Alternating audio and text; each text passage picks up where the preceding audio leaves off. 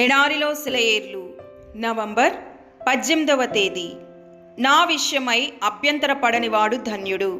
లూకా సువార్త 7వ అధ్యాయము 23వ వచనం. క్రీస్తు విషయం అభ్యంతరపడకుండా ఉండడం ఒక్కొక్కసారి చాలా కష్టమైపోతూ ఉంటుంది. సమయానుసారంగా అభ్యంతరాలు కలుగుతుంటాయి. నేను జైలులో పడతాననుకోండి, లేక ఇరుకులో చిక్కుకుంటాననుకోండి, ఎన్నెన్నో అవకాశాల కోసం ఎదురుచూసే నేను వ్యాధితో మంచం పట్టాననుకోండి, అపనిందల పాలవుతాననుకోండి, అభ్యంతరపడకుండా నిగ్రహించుకోవడం ఎలా? అయితే నాకేది మంచిదో దేవునికి తెలుసు. నా చుట్టూ ఉన్న పరిస్థితులు ఆయన నిర్దేశించినవే. నా విశ్వాసాన్ని పెంపొందించడానికి, తనతో సన్నిహిత సంబంధం ఏర్పరచుకోవడానికి, నా శక్తిని సంపూర్ణం చేయడానికి ఆయన వాటిని సంకల్పించాడు. చీకటి కొట్టులో నా ఆత్మ మాత్రం మొగ్గు తొడుగుతూ ఉంటుంది. అభ్యంతరాలు మానసికమైనవి కావచ్చు. నా మనస్సును సమస్యలు, జవాబు దొరకని ప్రశ్నలు వేధిస్తుంటాయి. ఆయనకు నన్ను నేను సమర్పించుకున్నప్పుడు నాకు ఇంకేమీ బాధలుండవనుకున్నాను. అయితే మాటి మాటికి కారుమబ్బులు కమ్ముకుంటున్నాయి.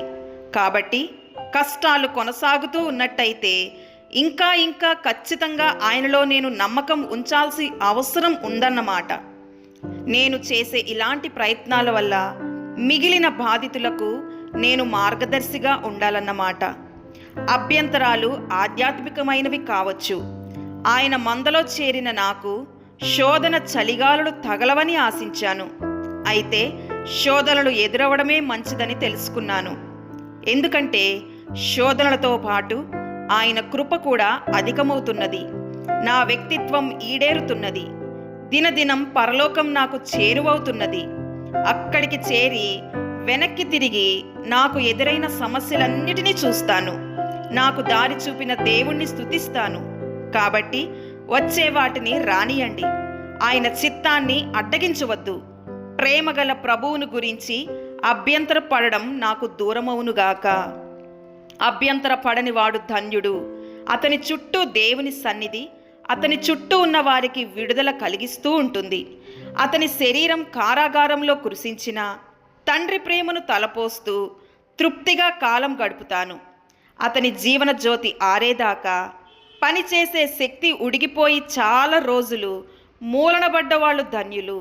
ఇతరుల కోసం ప్రార్థించడం వల్ల శ్రమ ఫలితంలో భాగం పొందుతాను. శ్రమలు పడే వాళ్ళు ధన్యులు. నీ శ్రమలకు కారణాలేమిటో లేసమాత్రమైనా తెలియకపోయినా ఆ దివ్య హస్తాలలో నీ జీవితాన్ని పెట్టు. దేవుడి మాటలను దీవించునుగాక. ఆమేన్.